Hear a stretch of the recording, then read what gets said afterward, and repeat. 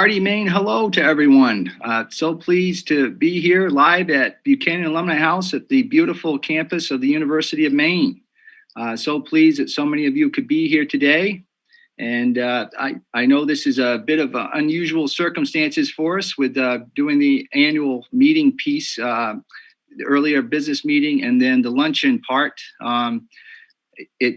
I'm sorry to say that I will not be doing my traditional joke of giving away a toy Cadillac, and I will not be able to serve you a meal today. But we appreciate so many of you being here from all around. And one of the things that we found very interesting during this pandemic is that we've had a lot of people join us through this social media in ways that they would not be able to do if we'd held the event at Orono. So I think in the future we will probably be doing some kind of hybrid with all of this because we've been able to get so many more people to attend from further away. So something to look forward to, hopefully, as we move into the future. As usual, I wanted to give an update. This is a little bit more than just the yearly update because we are celebrating the end of the Vision for Tomorrow comprehensive capital campaign for $200 million. So it's a little bit different than normal. We gave a quick synopsis of this at reunion, but we got a little longer version today to thank so many of you that were able to participate and help us with this significant achievement. So, Sam, if you could put up the slides, if we have those. And we are very pleased to announce at reunion the success of the campaign. If you go to the next one. We had an all-time record in not only campaign number, overall number, but also in the annual giving during the campaign and also the number of gifts. We had over 104,000 different gifts that came in for the campaign with over 35,000 donors.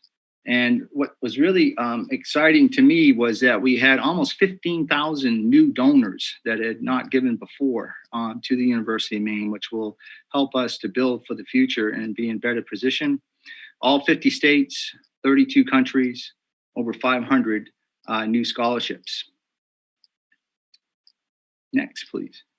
The largest part of an individual area for the campaign was for capital projects. And we had the Versant Astronomy Center, which originally was Amera Astronomy Center, but they have merged with Versant. And so that name is being changed as we speak on the building. And so we have that beautiful new astronomy center from the campaign. And also the other largest capital project in the university's history on the next one, Sam, which is the Ferland Engineering Education and Design Center. We're very excited to have that and was able to go over to meet the goal not only on the overall campaign, but also to finish this building. We were very concerned with COVID coming in March. We needed to raise around $7 million still to for this campaign for the building, and we were able to do that also. So we're very pleased that we made the goal not only on the overall campaign goal, but also to finish the Ferland Center. And if you show the next picture, Sam, this is the live link that we have that you can use, and we'll be providing information for all of you that are attending today for the link so that you can have that and you can go on there and check to see the progress on the building. It's very exciting. It's right over near the mall area. And so it's going to be very exciting to see all of that. And again, particularly on this project, I want to thank all the donors, but also Dean Humphrey for helping to bring this to fruition, and also Pat and Diane from our staff that worked so hard on this project. And so pleased to be able to see that happening here on the campus at this time. Next, Sam. One of the things that is kind of the building blocks of any campaign is your giving societies. And you always hope that when you have a campaign that you might be able to see double-digit increases in the amount of people that are in those different societies. And so if you take a look at our three major giving societies, the Charles F. Allen Legacy Society, for those who do some type of legacy gift, those are usually the more difficult gifts to get to fruition, because usually you have to bring in an attorney or an accountant to work on those gifts.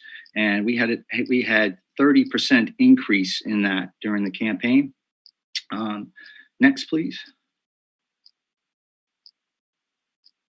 The Stillwater Society, that's for people who have 25,000 or more in lifetime giving to the institution, anywhere that they give for the University of Maine. And we had a 39% increase in that society. Next. President's Club, that's for anyone who gives $1,000 or more per year to the institution in any area that they give to. We had a 57% increase during the campaign for that category. Next. And when we brought in our national consultants, one of the things that they said, Alexander Haas, that we should do is that we should have some type of pin and recognition society for people that are in all three giving societies. So we started the Triple Crown pin, which I'm proudly wearing myself right now. And we had a 73% increase in people who ended up signing up to be members of all three giving societies. So just incredible support for all of that. So very pleased to see that. Next. One of the things when you're doing a campaign that goes over several years, as campaigns do now, is that you want to come up with your priorities, which we did as we worked through the planning stage with President Paul Ferguson, and then with Sue Hunter when we went to the public phase. The two major items that we said we wanted to do was scholarships and to finish the Furlan Center. But you also have to be flexible with a campaign. And when President Farini Monday came in, one of the things that happened was the COVID crisis. So we started the Student Crisis Fund, which we are getting close to. These numbers are going up constantly. So even since this was put up, and so we're getting close to $250,000 for that. And then also we started a fund recently to help us with all of the costs that we have, particularly with testing for COVID on this campus. It's extremely expensive to do that. And so we started a fund to help with some of those costs that you see there. And the Black Bear, as you can see, is even wearing a mask himself. So we're very pleased to be helping out with those things that the president asked, to be flexible enough to be able to move forward with trying to raise money in those areas that are needed. And if you take a look at the tremendous success that we've had as an institution with being able to deal with the COVID crisis, it's really quite something to be said for the leadership of the system and from the president's office on those items. Next. So our grand total, in case you have not heard, let me show that, Sam, is over $208 million for the campaign. Congratulations to everybody on that. Appreciate all your help and support. I want to particularly thank the presidents that we worked with during the campaign. Also help from our advancement partners, the University of Maine Pulp and Paper Foundation, the 4-H Foundation, and the Alumni Association for all their help to be able to, it's been a real team effort to get us to this historic number. Again, as I mentioned, not only historical in the amount overall that was raised, but also for annual giving also. So thank you all very much for that. Go to the next one, please, Sam. So now I'd like to talk a little bit about this past year. Believe it or not, even with COVID coming in, we actually increased our fundraising this past year. So you can see it wasn't by a lot, but it was quite amazing to think that we were able to do that. A lot of that was with the help that we got at the end of the campaign to be able to finish the capital project for the Furlan Center. But just really an amazing thing to be able to think that we were able, with all the support that we've had with the University of Maine, continue to see strong fundraising, even with COVID going on. It'll be interesting to see as we move into this year, this fiscal year, more at how things will go. So far, we're doing very well, but it will be interesting to see how the end of the year ends up going as we get further into it. Next. I like to show this because, as you know, I like to make sure that we take the opportunity. Why we invite so many of you here today is not only to thank you for all of your support, but it's also to make sure that we have the opportunity for you to be able to market what the foundation does and how we kind of get out there to the different audiences that we have to be able to market the institution and get people to think about what the University of Maine Foundation does, what the university does for fundraising altogether. So I'd like to show these numbers. These are the endowments that are held for the University of Maine, the total endowment. So you'll see the first number is the University of Maine Foundation. We have the lion's share of the endowment dollars that are held for the Orono campus. And then you'll see the system office also holds over 83 million that is for the UMaine campus also. And University of Maine Pulp and Paper Foundation has over 27 million. They're the largest pulp and paper foundation in the country. So congratulations to them and all that they do. And also we have an extremely active 4-H foundation. And so they have also over $3 million in endowment. So I like to talk about this because it's important for people that are members of our foundation and donors and everything else to understand the overall numbers and that kind of how it all works at a flagship institution. You many times have different pockets of endowment that are throughout the institution. And it's important that when we talk about the University of Maine, we have an understanding what the University of Maine Foundation holdings are, but what our overall impact is for endowments. So we have over 341 million overall dollars that are in our endowment. And we're very fortunate in many ways because we started as an endowment. We're one of the first 7 public institutions to have a private foundation. And that, as you know, compounding interest is what helps us with trying to have numbers that are quite competitive when you look at where we are per capita income throughout the United States. And also, if you go to the next slide, to give you some sense of how we compare to the rest of the system, first off, these are the other endowments that are held for the other parts of the system and campuses. And you'll see the University of Southern Maine and the University of Southern Maine Foundation. If you add those two together, they're the next largest bucket of money that's held for endowment in the system. And they're at about 36 million that they hold for the system. If you go to the next one.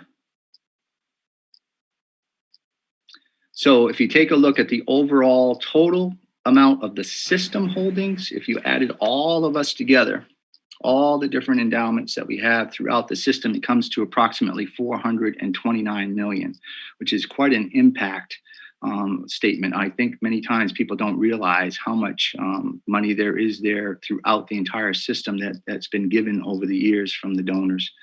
And so if you take a look at the next number again, as I told you, so if we're at approximately 341 million of the 429 million, go to the next slide, if you would, Sam. So you should know in your own mind that we make up the UMaine campus in our endowment holdings makes up approximately 80%, by far the lion's share of the holdings for endowments throughout the entire campus system. Next one, please. Each year, I like to get the Maine Biz numbers for the endowment holdings in the state. As you would expect, private institutions have a lot more endowments usually that have been around a long time, and also because they do not get state support, so they started having much more giving happening from their donors, and especially when they first started out in New England area, particularly a much more wealthy alumni body. So Bowdoin is first in the state of Maine. Number 2 is Colby. And I always like to say, usually most people expect Bates to come next, but actually it's the University of Maine. So our campus has 338 million. And again, if you looked at the entire system, it would be 429 million. Bates is after that. And then you have to drop all the way down 300 million before you get to the next level, which is the University of New England at 38 million. And then behind them is USM at 36 million. So I think, as my dad always used to like to say, you can wear a fancy clothes, drive a fancy car, and have a fancy watch, but how much money do you have in the bank? That really gives you a sense of how you stack up with the others. So I think it's important for everybody to understand kind of where we are as a flagship campus within the system, within the state, and how we match up with those numbers. Go to the next one, please, Sam. So I told the president I would work on my presentation on talking about endowments, and also Jake Ward, because one of the things that happens when we talk about our endowments is many times people think, well, you don't need any money, you've got all this money. And so it's very important. And also when we have budget cuts, many times people say, well, let's just dip into our endowment. Endowments are not, particularly at public institutions, are not rainy day funds. If you take a look at the overall holdings that we have, 99%, over 99% of our endowment holdings, you as donors have already designated where that money will be spent. And so that is baked into the budget, a lot of that we pay over every year already.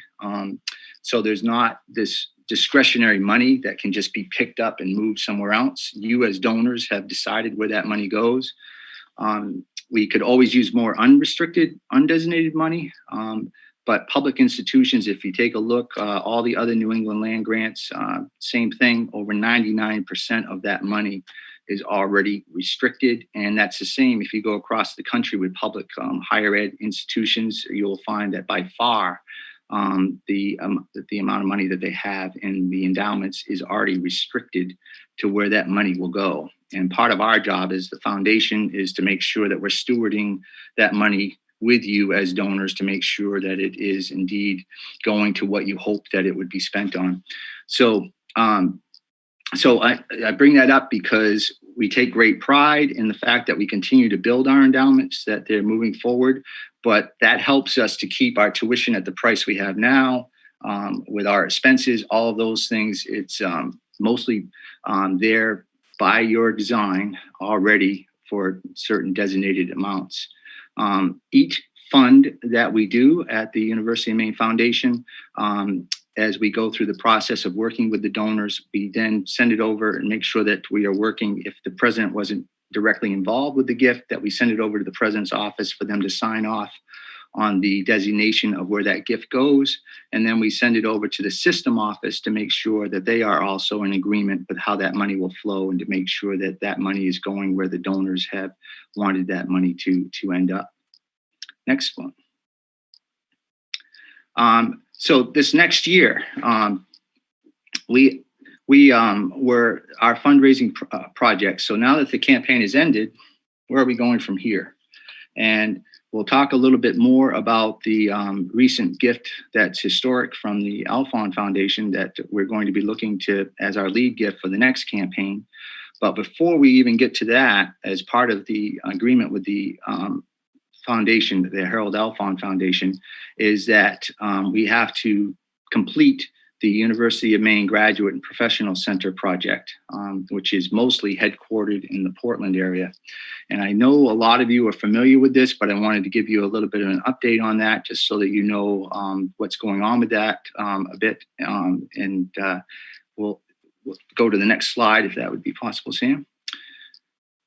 So the chancellor has asked the University of Maine to take the leadership role in helping to raise the money. We have what was at the time an historic gift from the Alphon Foundation of $7.5 million to complete the academic pieces and programming of the Graduate Center. And the Graduate Center is made up of, as you'll see on the screen here, it's made up of the business path, which is headed up by the University of Maine for the MBA program, and the policy path, which the leaders for that mostly are the Muskie School at University of Southern Maine, and then Maine Law. In case you hadn't known, the chancellor, one of the things that the system has done, they have returned the law school to reporting back to the chancellor's office directly instead of at USM. So within those three clusters, we also have the new entity that was formed, which is the Graduate and Professional Center. And their job is to work with these three entities to come up with programming that better fits the models that are needed out throughout the state for students to be able to work across disciplines in all of those areas for businesses throughout the state. So Terry Sutton has been hired to head up that graduate professional center, and she is the one that's coordinating all of these areas. Next, please. So if you look at this graduate professional center, one of the big things that was part of the building blocks to get this going was that it was decided that the University of Southern Maine's MBA program would phase out, and that if you're getting an MBA, whether it's online, whether it's here at Orono, or if you're taking classes in Portland, it will be a Black Bear degree, a UMaine degree. And I think that's the realization that particularly for graduate degrees of that level, that it's more valuable for a student to have the degree from a flagship campus. So we worked through that process with USM, and what we've really seen from this with the center is that trying to be more flexible with being able to what type of programming is offered and all the different types of certificate degrees and items that you can have for this program, make it more accessible, as I said, whether it's online in Portland or at Orono, that you're getting that degree. It's a Black Bear degree, and affordable. The system moved toward, particularly for the out-of-state degree, to be able to make us much more competitive. And so it's approximately $14,000 to get the MBA degree, which is a real bargain when you look at it. And so here's some of the results on the next slide that have happened from that fall enrollment in 2019 was 104 students in that MBA program. They projected for the fall of 21 that there would be 255 students. And it ended up being, and again, some of this might have changed a little bit, but approximately 356 students are in that program now. So you can see what's already happened with the national rankings, with US News and World Report and everything else. It's just been phenomenal change and growth and us moving up in all the national rankings.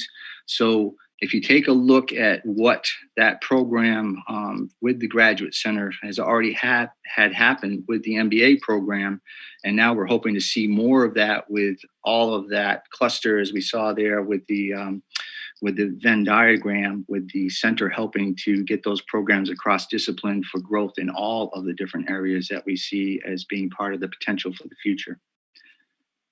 Next, please. So here's where we are on the $7.5 million goal.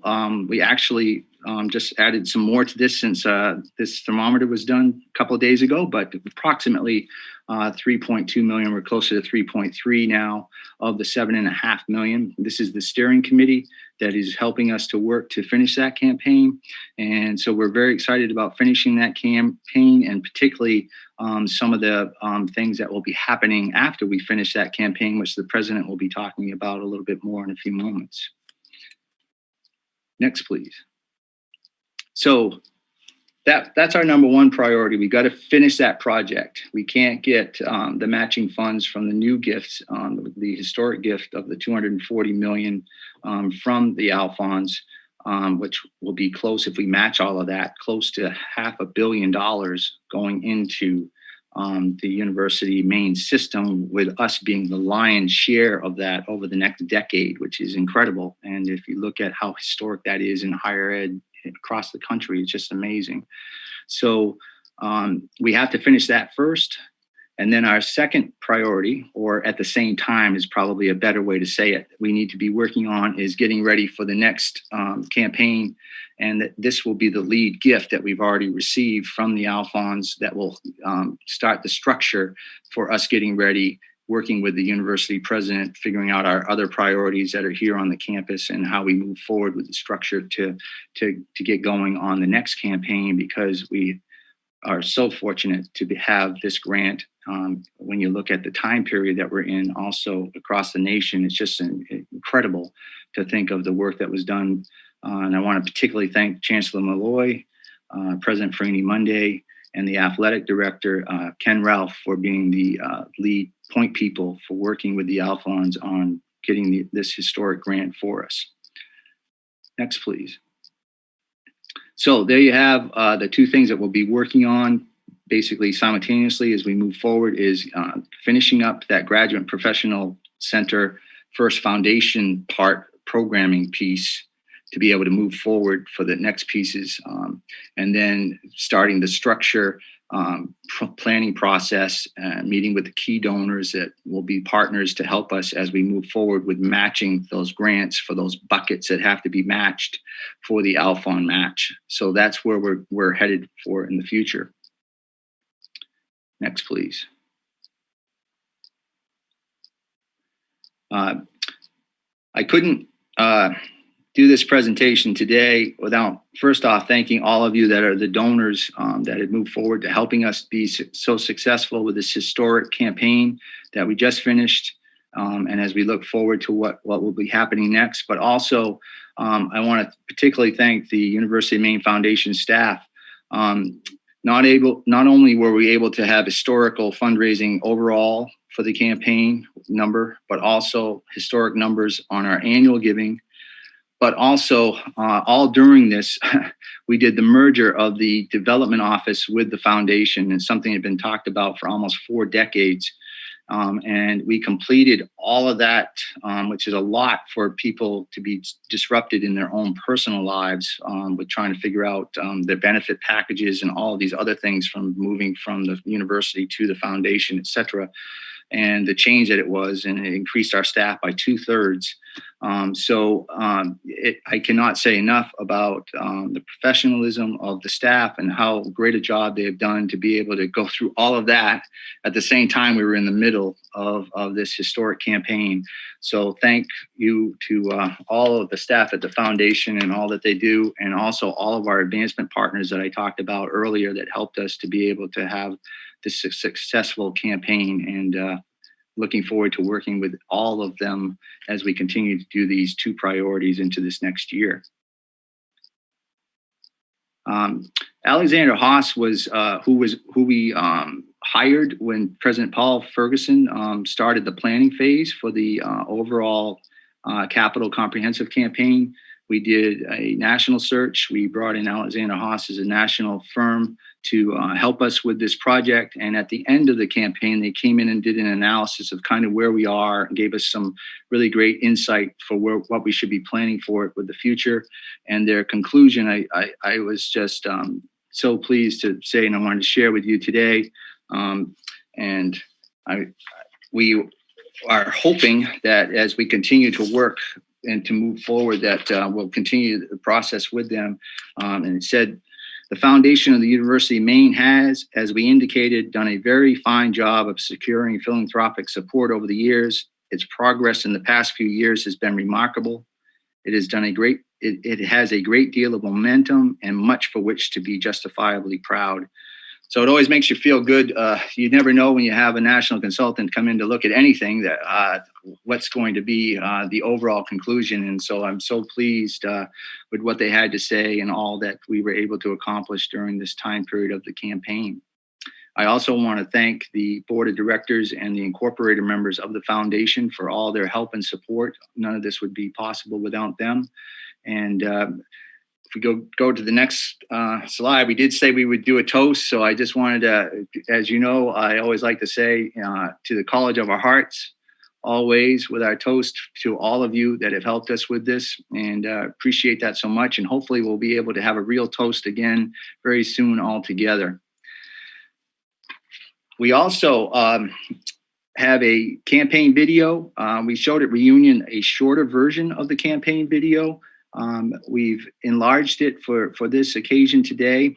I have to say, with the video that we'll be showing now and also with a video later on in the program, I want to thank the staff at the foundation for being able to work with others to make this happen today, because it's not an easy thing to be able to try to do any type of recording of people when you have a pandemic going on. So some of it is a little more choppy than I would like, but because of the fact that many times we had to have people video themselves at home for some of the things that not so much in this video, but the one that we'll be showing a little bit later.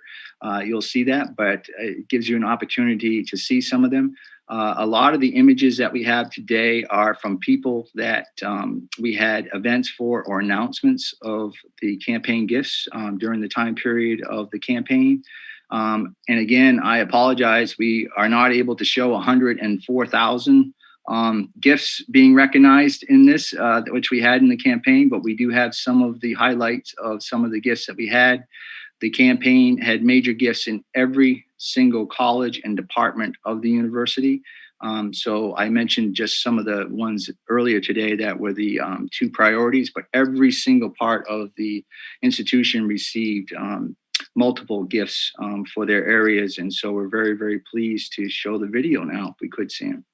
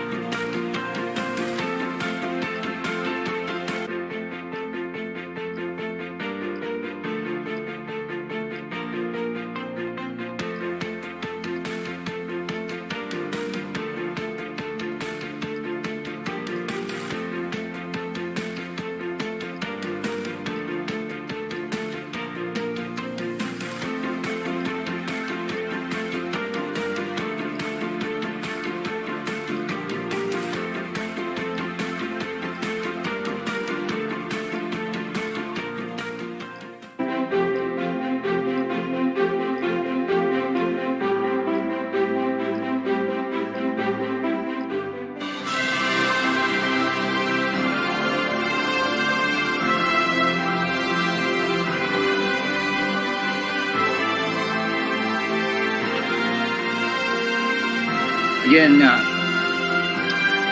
not sure if I'm on still. Am I on? Okay, thank you. I just want to thank everyone for all their help and support. As I said, those are just some of the moments of gift recognition that we had during the campaign, and it would not have been possible without all the help of everyone that we had. And thank you all so much. It is now my privilege today to be joined by President Joan Farini Monday of the University of Maine and its regional campus, the University of Maine at Machias. Prior to joining UMaine and the UMM communities, Joan was the Chief Operating Officer of the National Science Foundation. Her distinguished career spans the field of mathematics education, and she has a PhD in mathematics education in her field of knowledge. Her distinguished career spans the fields of mathematics education, STEM education and policy, teacher education, and research administration. Among her awards and recognitions are the U.S. Senior Executive Service Presidential Rank Award of Distinguished Executive and election as a Fellow of the American Association for the Advancement of Science. President Farini Monday is a member of the National Academy's Board on Higher Education and the Workforce and is leading the development of a University of Maine system plan for research and development. I have to say, if you take a look at this past week, there were probably a lot of people that thought the university might have to send all of our students back by that time period. And I can't say enough about the task force that the president put together from the very beginning, all the work that's been done from facilities, student affairs, all the different academic areas, just incredible teamwork and leadership to get us to where we are today, and to be able to have the campus open as much as it is and functioning at the levels that it is has been a remarkable testament to her leadership. And also, again, with her helping for this lead gift that's going to be a transformational gift from the Harold Alfond Foundation. So please join me in welcoming President of the University of Maine, Ann Machias, President Joan Farini Monday. Thank you, Jeff. Good afternoon, everybody. Can you hear me? I can. You can see my slides. Yes. Okay, wonderful. So what a pleasure to join you and to be a part of this very unusual homecoming weekend. I hope everyone is staying healthy and enjoying the beautiful fall. Thank you, Jeff, for the generous introduction. I think we are succeeding here at UMaine for the reasons that all of you know, which is that Black Bears are an incredible community. The teamwork ethic is built into the fabric of everything that we do. And I can tell you a bit more about how it's going right now, and then in a later session today. But I'd like to begin by thanking everyone on this call and, everyone on this call, everyone at the University of Maine Foundation, the leaders who have worked so tirelessly across this entire campaign. The video was just wonderful, wasn't it? You got a sense of the span of people who have been so much a part of this incredible success that's being announced today.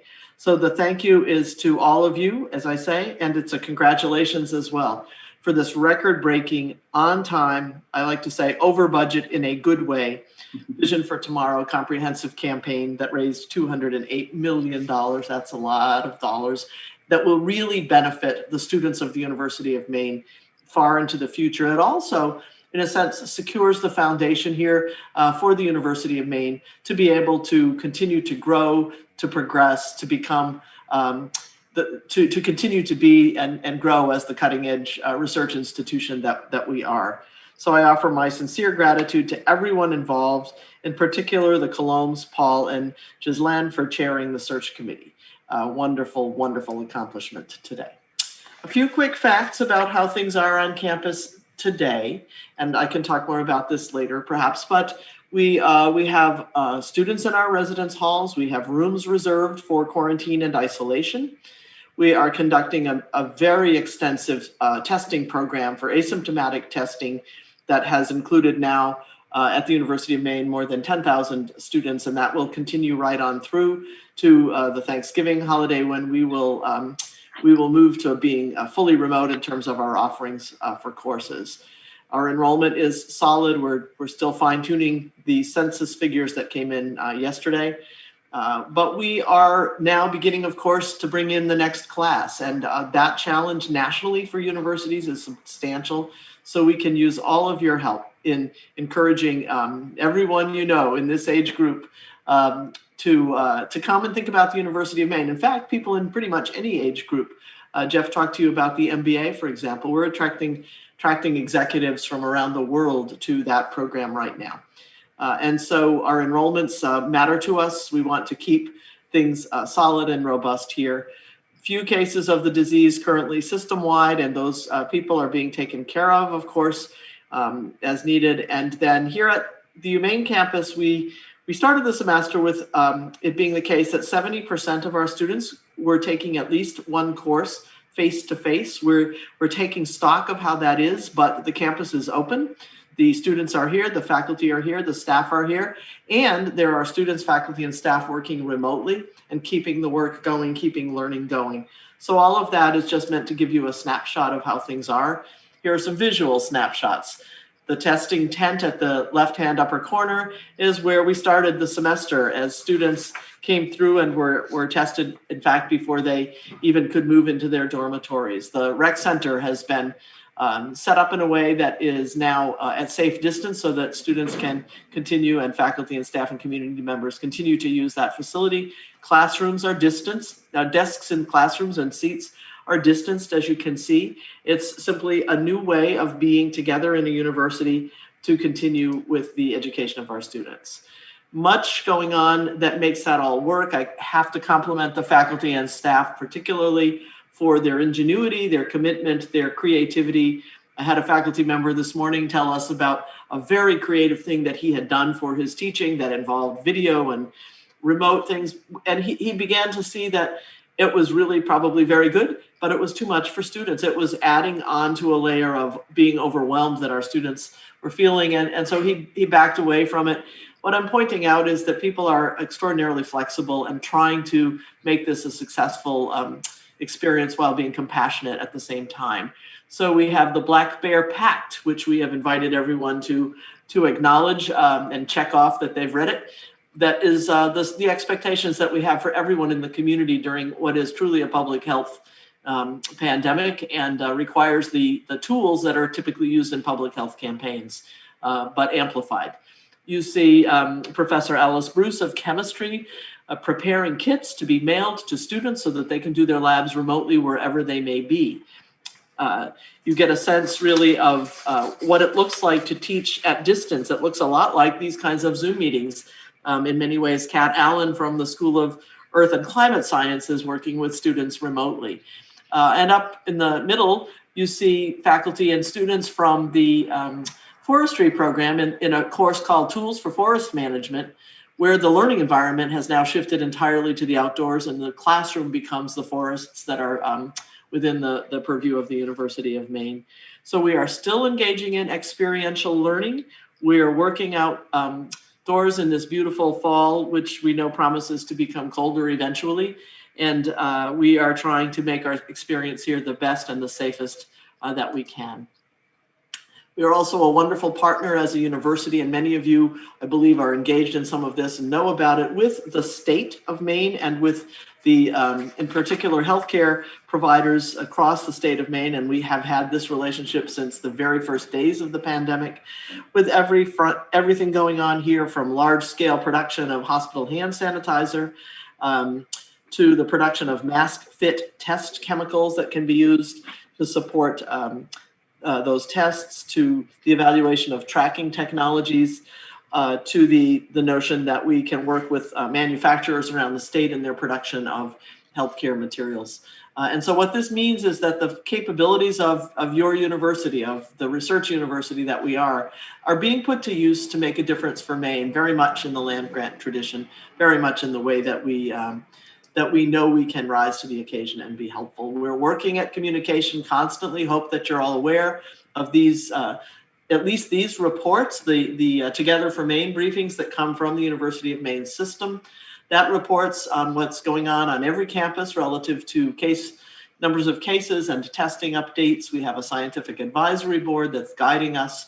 We have our own Friday updates that come out weekly, although I was told today that students prefer not Fridays, so we have to figure out something about this. But in any case, communicating in this moment when we aren't physically together becomes a new and incredibly important challenge, and we're working at it.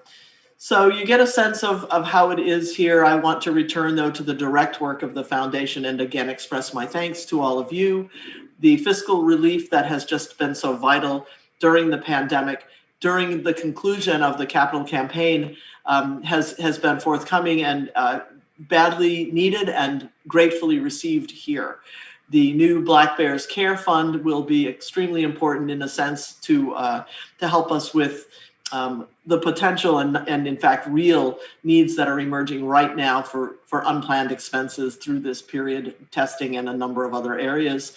The Student Crisis Fund has made substantial differences for students, because I'm getting those thank you notes, and perhaps some of you are as well, changing their ability to be able to stay in school because we're able to provide them with some support. And then, of course, the federal funding that has come through the CARES Act has helped us apply to our expenses, where we reimbursed students for room and board in the spring when they left unexpectedly in March.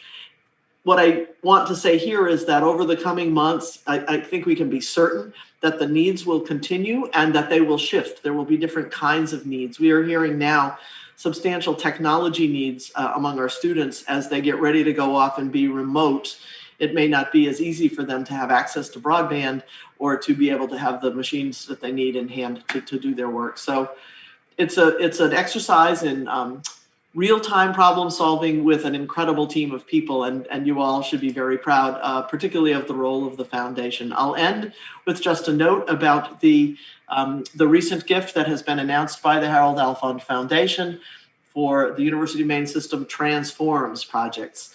They come in 4 separate areas, and we just are still dazzled by this. And again, many thanks to Jeff Mills and foundation staff for laying the groundwork here and being such a part of helping us to get to this point with the foundation. So Black Bear Athletics will be a wonderful, there will be a great benefit to Black Bear Athletics for this. Indeed, the funding coming to athletics is $90 million. And in the coming weeks, you will hear more about exactly how that will be deployed to bring all of our programs up to the levels they need to be, including an emphasis on gender equity and an emphasis on statewide assets here at the University of Maine that can be engaged in by all kinds of groups around the state of Maine, ranging from high school athletics competitions and state finals and so forth, to the academic side with math counts and science fairs and engineering competitions, to all kinds of other events. We're just thrilled that this is coming to the University of Maine to support D1 athletics and more. 3 other initiatives that are system-wide, but that all have significant UMaine components. One is student success and retention, a high priority of our chancellor system-wide. The system is working hard to be sure that students who come here and begin actually stay and complete their degrees. And UMaine has been a leader in that work.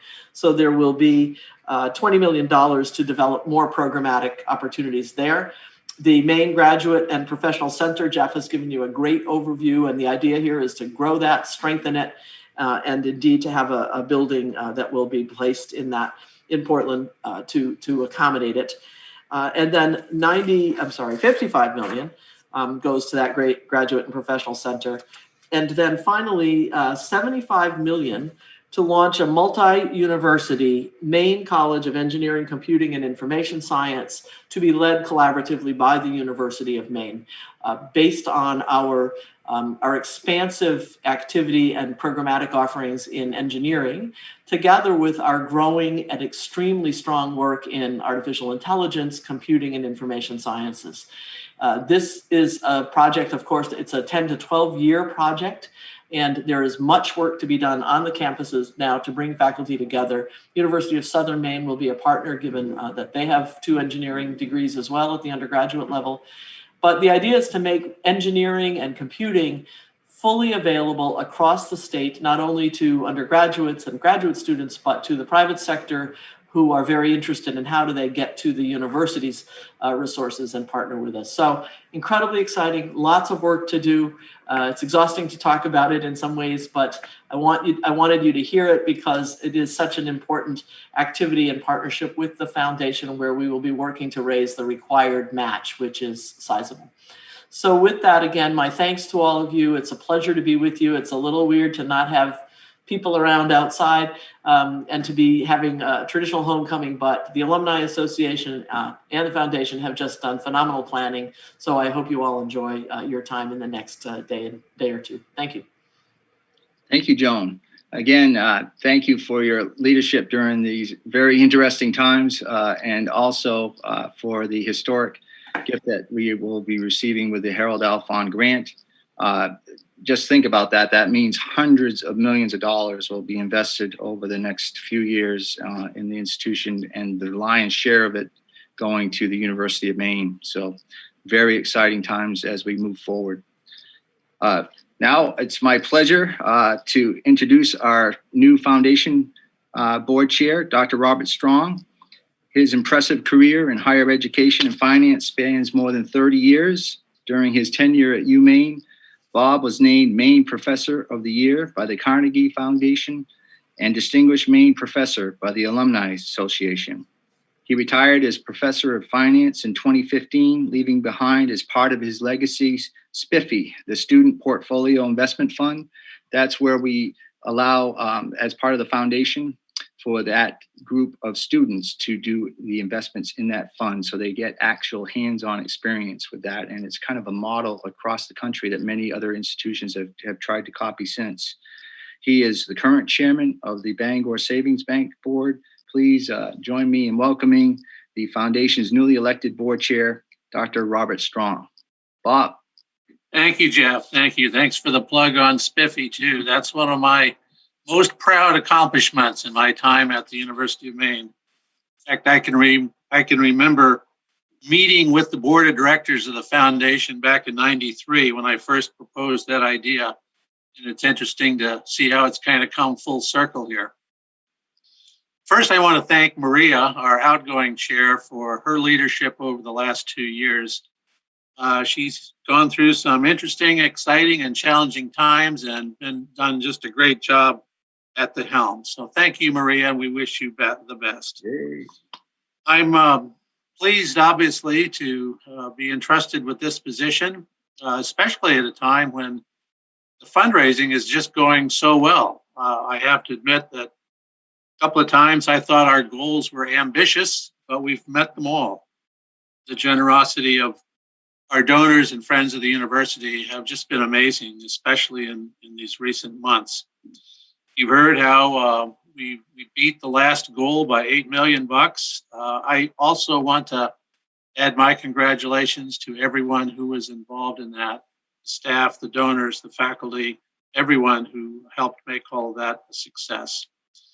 We look forward to working with Chancellor Malloy and President Ferini Mundy with this remarkable new grant from the Alfond Foundation as we figure out how best to use that as the lead gift in our next campaign.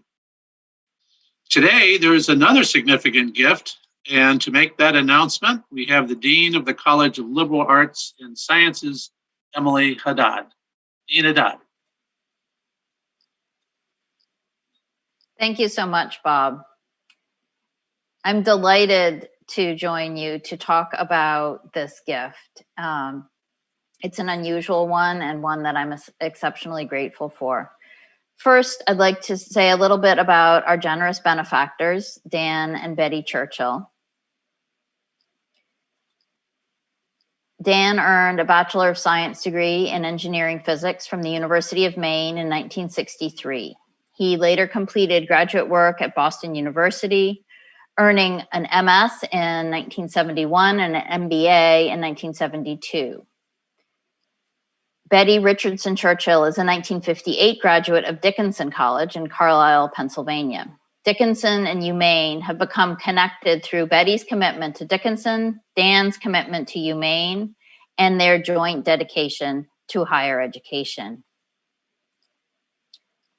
Dan and Betty traveled extensively and spent many years living and working abroad in public service and the private sector, as Dan pursued a very successful career in international finance, and Betty held positions in the CIA and the United States Air Force. They found that these experiences altered their lives and were of great value to them.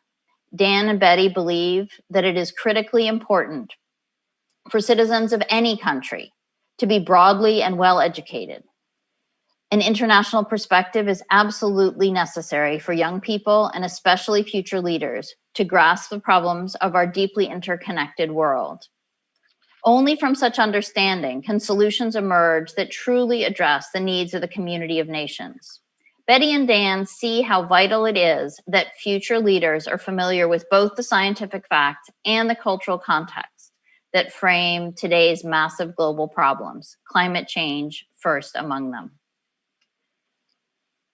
The Churchill's philanthropic interests focus on graduate study in 2 units. The Climate Change Institute, CCI, and the School of Policy and International Affairs, SPIA. 15 years ago, in 2005, they launched the Churchill Exploration Fund, which covers expenses for CCI graduate students to conduct research in field sites far from Maine, from Pamir to Peru, Antarctica to Asia. And those examples are not just because they rhyme, they are real. In 2009, the Churchills began funding the Churchill Internship to help SPIA students gained professional experience at organizations as varied as Somali refugee camps in Kenya, Mercy Corps in Timor-Leste, and the United Nations in New York City, as well as the African Center for Strategic Studies in Washington, D.C., and many others. Dan has come to know many students personally, and he takes a deep interest in their research endeavors and their internships. In 2007, he traveled with anthropology professor Dan Sandweiss and a group of undergraduate and graduate students to the north coast of Peru. In 2009, he and Betty traveled to Antarctica with Paul Majewski, director of the CCI. Dan has also traveled with SPIA to Abu Dhabi, in the United Arab Emirates in 2008 and 2012 for conferences that were co-hosted by SPIA and the Emirates Center for Strategic Studies and Research. Dan serves as the chair of the SPIA Board of Advisors. In this role, he is a spokesperson for the value of international education and a strong and effective advocate for students. He stays in touch with them after they graduate, too. In fact, he's my primary source of information about the recent accomplishment of SPIA alums. The Maine Graduate School recognized the Churchill's commitment to graduate education and research by making them the very first inductees into the George Davis Chase Society in 2012. Dr. Chase was the first dean of the graduate school at UMaine, and the award in his honor recognizes individuals who are not students or university employees and yet have made, quote, significant contributions to graduate studies at UMaine, unquote. In 2014, CCI recognized Dan and Betty Churchill by establishing a new award in their honor, the Churchill Award for Outstanding Exploration. This annual award is made on a competitive basis to graduate students whose research has been supported by the Churchill Fund and presented at the Bourne Symposium. The Churchills live in Washington, D.C. and enjoy seasonal residences in Naples, Florida, and Kiowa Island, South Carolina. Betty and Dan are members of the Royal Geographical Society, the Asian American Forum, and the World Affairs Councils. On behalf of UMaine, Dan has also served as a member of the Good Neighbor Network and Maine Mentors, and he was an executive committee member for the class of 1963. Today, I am delighted to announce the Churchill's latest philanthropic support for the University of Maine. Dan and Betty have committed to funding for a SPIA faculty position focused on climate change policy. We are now advertising to fill the position for a fall 2021 start. This position, which is joint with the Department of Political Science, will begin to establish SPIA as a leader in graduate education on climate change policy in an international context. Dan sees how the accomplishments and reputation of CCI, together with the achievements of SPIA, provide a firm basis from which to extend the University of Maine's stature and visibility in this field, a field essential for the future of all. To further advance their priorities, Dan and Betty have also committed to a transformational legacy gift. They have expressed their intentions to make estate gifts estimated at up to $6.5 million. Their purpose is to endow two $1.5 million SPIA professorships, a CCI postdoctoral position or professorship, a SPIA faculty research fund, and additional funding for multiple SPIA internships and fellowships, along with a CCI student faculty travel fund. Throughout the last academic year, Dan and Betty worked with the UMaine Foundation philanthropy officer Matt Mullen to document these estate plans in consultation with SPIA director Jim Settley, Climate Change Institute director Paul Majewski, and me. These gifts exemplify the Churchill's vision for the University of Maine as a leading institution in the advancement of science, in the preparation of exceptionally capable graduates, in the creation of productive, lifelong relationships between students and mentors, and an opportunity for international experience and transnational understanding. Dan and Betty have made climate change research and international education central to their legacy. We are so very grateful for this honor.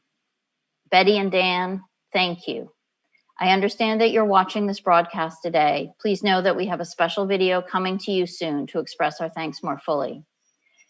Dan especially wanted to say a few words about why he and Betty chose to make these gifts. I will turn to him now virtually for pre-recorded comments.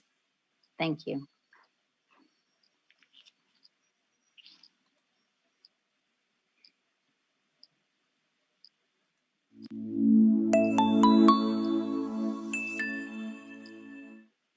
the reasons the University of Maine is a place that we really enjoy giving to, in addition to the fact that they use money extremely efficiently, is the culture at the university. It's filled with really good faculty. And so it's a real pleasure to be part of this organization. Get in contact with the university, think through what it is you want to do, work with the faculty, and get to know what would be effective for the university and what corresponds to the things that you're truly interested in. And then get involved before it becomes a legacy. Get involved while you're still above ground, because that's where the fun is. Get in and get started, get involved in some way. Your and Betty's legacy is really those students, and that's the part that I think really is where you get to make a difference. You're talking about students that you have helped along their path that are going to be the change makers in the world. Now that's a legacy.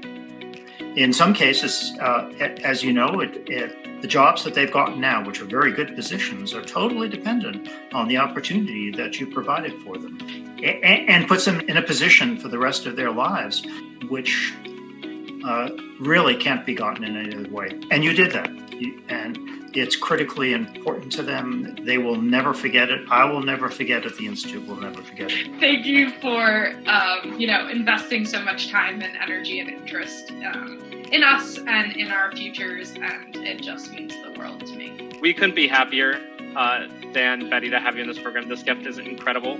The support that you give the students is incredible. The work that you do at UMaine, and just kind of like who you are as people, not just from the backyard barbecues that you have for students and interns and anyone in their walk of life, but just the mentorship and support you provide everyone. It makes the difference.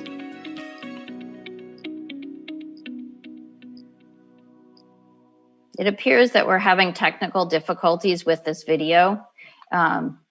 I'm not the one running it, but I'm going to turn things back over to Jeff Mills. Thank you, Emily. This is not showing as it should. Yes. Hopefully we'll see if they can re-cue that in a couple of minutes, and we'll try it again in a couple of minutes to see. I did want to mention again, thanks obviously to Dan and Betty for the fabulous gift. As you saw from his comments at the beginning of the video, one of the things that he really wanted to talk to people about is the fact that you could make a legacy gift, do the work with the individuals now, and be able to be here to talk about what it's going to be, and to help fund sometimes part of it now while you're here. And that's a great piece of advice for people that are thinking about working with anybody at any of the departments that we have, and also with the foundation. I want to particularly mention again Emily Haddad for helping with the gift, Paul Majewski at the Climate Change Institute, Jim Settley for all his help and work with the work on this gift. Also, Dan Millette, who first started working at the foundation with the Churchills and then handed it off to Matt Mullen eventually, and he helped to bring the gift to fruition as a foundation staff member, working with all of the donors and with the members of the groups that I've just talked about. So we're very, very pleased to see this. This is one of the largest top 5 personal gifts that we've ever received at the University of Maine. And so we're very pleased to have that. And Sam, if you want to try the video again now, you can try, or I can continue on. So let me know if you're able to reboot it.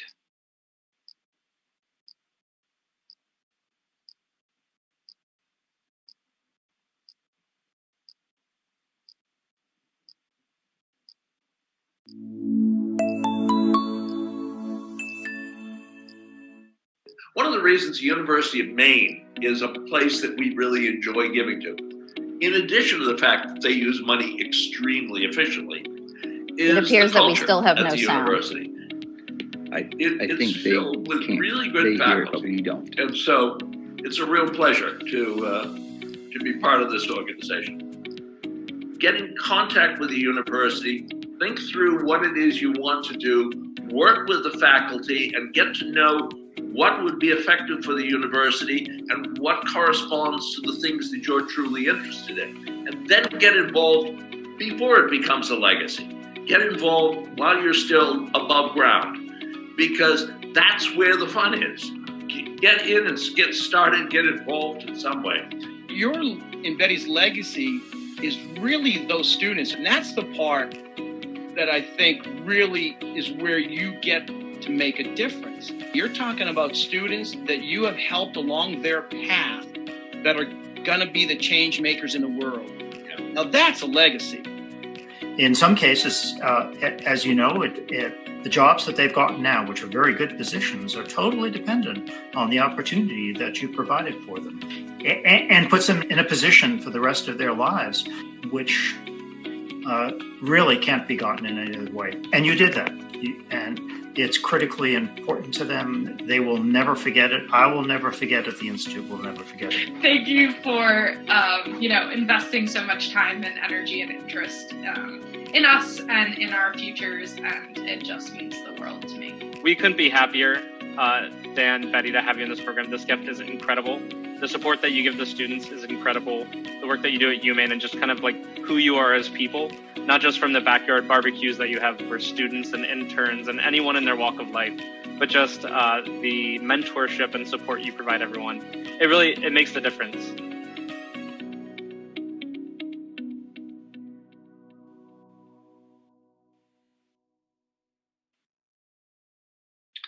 Thank you all. Again, it's always interesting with doing these virtually, so I'm glad that we were able to show that. And again, we'll be posting that online if anybody had any troubles with it, and you'll be able to see it in the future. And we'll be sending copies and some more items to Dan and Betty. And thank you again, Dan and Betty, for this wonderful legacy gift. At this time, I'm very pleased to get an update on homecoming and also some research project that the Alumni Association is doing that's going to be very important for us as we move into the future with working with our alumni body. And so I'm pleased to welcome the president and CEO and our roommates here at Buchanan Alumni House, the president of the Alumni Association, John Diamond. Thanks so much, Jeff, and congratulations to the foundation, to you and all of your team on the great success with the campaign. It just is so exciting, and both as a partner in advancing the university and as an alum, I'm really proud of everything that's taken place under your leadership and under President Farini-Mundy and her predecessors as well. And thank you also to the Churchills. That gift is incredible, and you folks do so much. So thank you.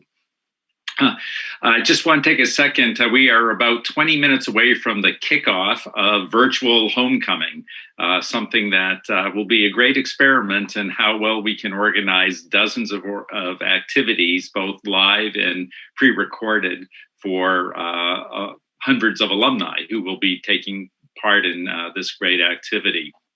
We'll be starting at 12 o'clock with President Farini-Mundy, and followed about an hour afterwards with a great presentation by our distinguished faculty member Habib Dagher on the research being done at his research center on campus. A lot of small group activities taking place over the next couple of days. Tonight, we have a very exciting presentation with our 2020 Distinguished Maine Professor recipient, Richard Powell of the Political Science Department.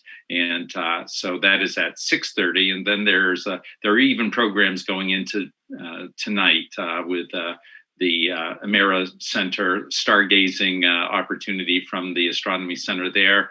Tomorrow, lots of activities involving replay of a classic UMaine football game from 2018, virtual tailgating, more meetings, more on-demand activities. So give it a shot. We hope it goes well, and we're looking forward to all of the excitement that we have coming up. I do want to talk about one project. I'll give you a sneak preview of this project that has been something that's been in the works now for almost a year. And that is a study that the Alumni Association has commissioned on the economic and community impact of our UMaine alums, both in Maine and out of state. Now, a lot of universities do regularly put out information about their institution's economic impact, the amount of spending they do, the amount of dollars they bring in, both to a community and to a state. And that's very important work. And the University of Maine has a lot to be proud of there. But one thing that very few universities do, and we have one, we fall in that category of not looking at the economic and community impact of our alumni once they leave the university. That's a separate matter. And we decided last year that we were going to pursue trying to document this information in ways that would benefit the university with many of its key stakeholders. So with the approval of our board of directors, the Alumni Association's board, we went out and developed a plan and sought funding to support an alumni impact study. We put out an RFP, or request for proposals, and it was awarded to the university's own Margaret Chase Smith Policy Center, which is extremely experienced in doing this kind of work. And we were very fortunate that we got underwriting for the study from Maine Savings Federal Credit Union. And Maine Savings Federal Credit Union is led by a two-time UMaine alum, John Reed, who is that organization's president and CEO. So we're very grateful to them for a very substantial gift to make this deep study possible. And we're also thankful that we got additional funding from MEMIC, that's the Maine Employers Mutual Insurance Corporation, and that's led by another Maine alum, Michael Bork, class of 1989. They're helping us as we prepare to roll out this study starting next month and going forward for at least a year with releasing elements of the study. Let me tell you what the study is looking at. There are several elements of it that we think are very important for the public to know and for the university to have as a resource. One is the collective economic impact, both in Maine and nationally, of UMaine alums. We have over 100,000 alums living, and we wanted to know what kind of impact they are having on their localities, their state, and nationally. We wanted to understand the views of alumni regarding Maine's economic, educational, and societal needs and potential. Very important information as the university engages with public and private sector interests to advance the state and to further the university's tripartite mission. We wanted to understand the role of alumni as owners, as employers, as entrepreneurs and investors and leaders in business and industry, because there's obviously a considerable impact that the university makes through its alumni in those folks who are involved in senior levels that create jobs and create new industries and create new opportunities. We wanted to look at the influence of alumni as participants and leaders in civic and community life. That's very important as well, because we know whether people serve on community boards, they're members of the Lions clubs or Rotary clubs, or whether they're lending their time, talents, and treasure to supporting nonprofit organizations that serve an important community interest. We want to know the extent to which our alums are doing that. We also want to know about the philanthropic practices of our alumni and the degree to which they are involved in giving back to other organizations or supporting organizations that depend on philanthropy. And of course, another big issue, especially here in Maine, has been the reasons why Maine alums live or don't live in the state of Maine. We want to know what it is that has influenced their decisions to live elsewhere. We know there are a lot of economic and personal reasons behind that, but we wanted to be able to document that in ways that could be of value to those in Maine who are trying to work to make Maine a more attractive place to live, work, raise a family, and retire. And we also wanted finally to understand the perceived value of UMaine alumni toward their experience at the university and the role it has played in their career success and personal quality of life. So those are lots of important issues that we wanted to look at. So let me just give you, in the time that I have, just a sense of what the process was that was followed in order to pull together the findings. And then I will give you the highlights of those findings. The Margaret Chase Smith Center put together an extensive survey that went out to UMaine alumni. It was provided as an online survey, and it was quite extensive. The average person took about 25 minutes before they could conclude it, but it asked for a lot of information. And also they followed up with telephone interviews to many alums as well, both those who had participated in the survey online and also those who, for whatever reasons, did not. So they reached out to those who might not be comfortable doing online surveys and did telephone surveys with them. And all they had 5,288 participants in the survey, which is a great number. And so they mined a lot of wonderful information that can be used by the university and by the Alumni Association and the foundation to further pursue their mission and interest. The information that they gathered was cross-referenced with two important databases which come into play here. Excuse me. One is the university's own database of alums, so that allowed the researchers to cross-reference their findings and weight it. In other words, to make it so that they could come up with findings that were representative of the alumni population as a whole and also were statistically significant. They also cross-reference that information with statistics from both the federal and the state Bureau of Labor Statistics, or their comparable organizations. So they had a wealth of information they could tap in to compare and contrast the roles of University of Maine alumni economically and in the community and in civic life. Let me just give you just a handful of these top statistics. Let's start with voting, since we know that's coming up in just a couple of weeks. UMaine alums are much more likely to participate in voting than the average citizen. In Maine, believe it or not, 96% of UMaine alumni in the survey reported voting in the last statewide election. And that's over 20% higher than the national average for the same election. So they're good citizens, they vote, and we vote, and that's a good sign. And that's an important message to send to policymakers and to taxpayers. We are very civic-minded when it comes to voting.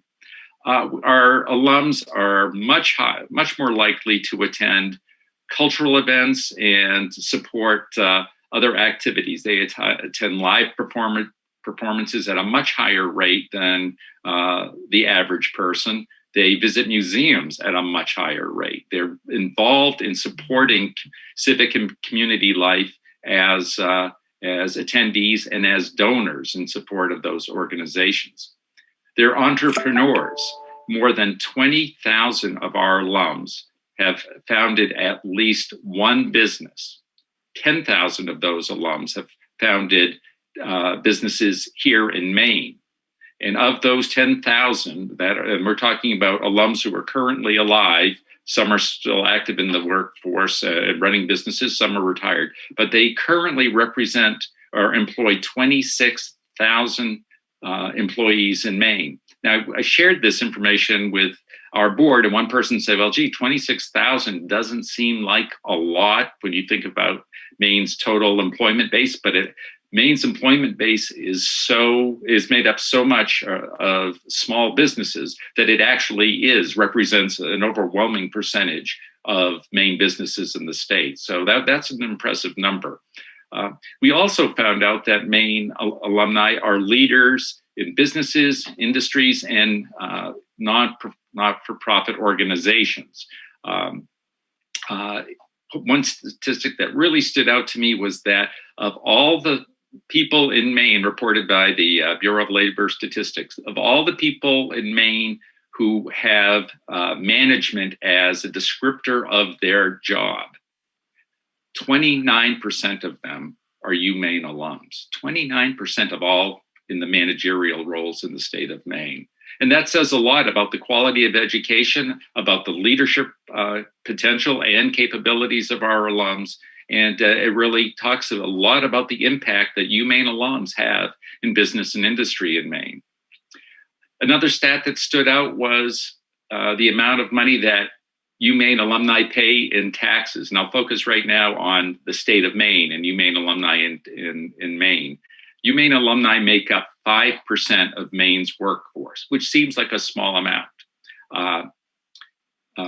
But of that, 12% of the state's tax revenues, income tax revenues that it receives, is paid by UMaine alum. So 5% of the workforce, but 12% of the money the state receives in tax dollars. That's $452 million a year, most recently, paid by UMaine alums to the state of Maine in state income taxes.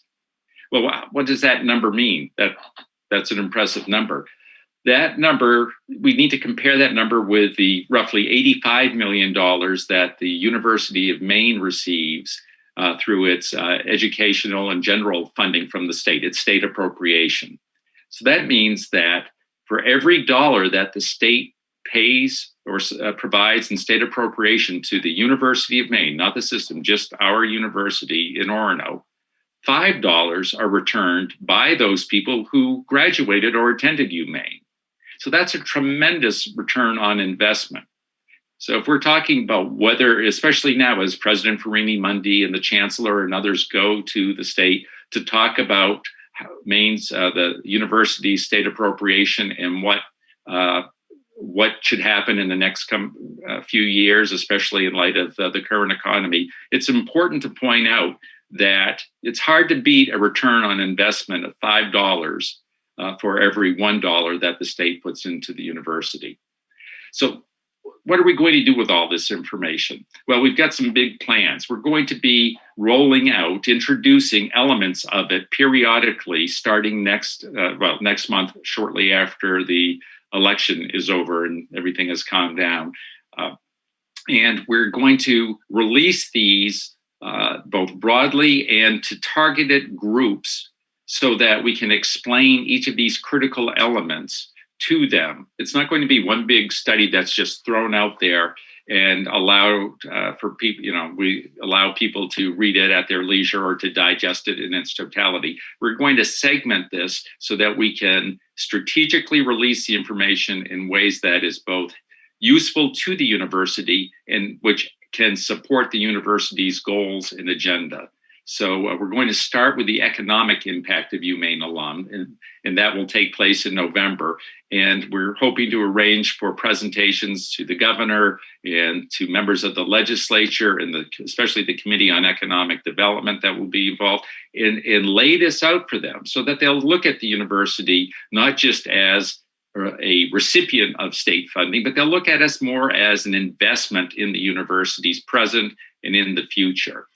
We'll be doing it with the cultural aspects. We'll be doing it in ways that will help the university's student recruitment efforts, because these kinds of statistics are helpful when trying to convince a prospective student and that student's influencers, their parents and friends, that there is great benefit to attending the University of Maine.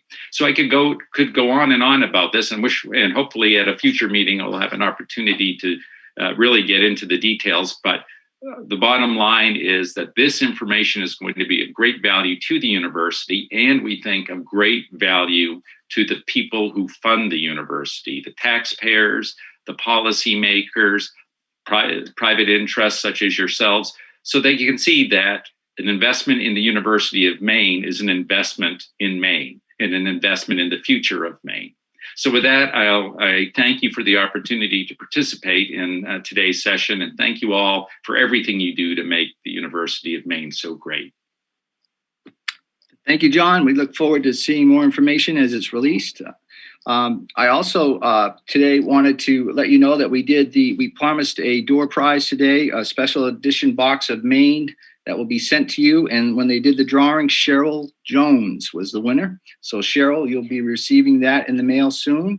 At 2:30 today is the 19th Annual Simpson Lecture with guest speaker and Professor Emeritus of Zoology and Oceanography, Malcolm Schick, who will present Where Coral Lies, a Natural and Cultural History. To gain access to that event, visit the foundation website, umainefoundation.org.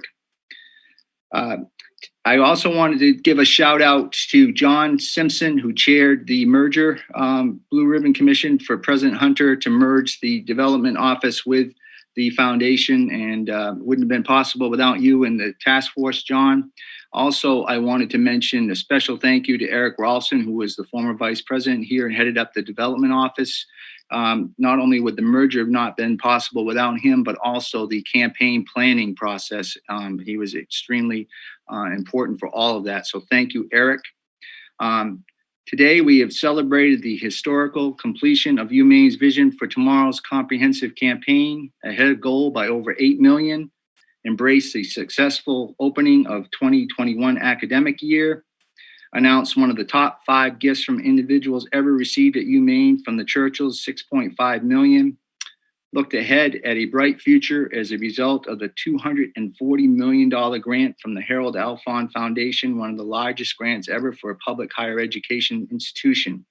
So we have a lot to be proud of and to look forward as we move through these interesting times. We will end with a special version of the Stein song performed by the Pride of Maine Black Bear Marching Band. This video recording took place early this fall. It was a rehearsal and followed all health and safety guidelines, including not wearing uniforms. I will say, even with all of these restrictions, it is great to see them practicing outside our office here and back out on the field. So take it away, Pride of Maine Marching Band, please.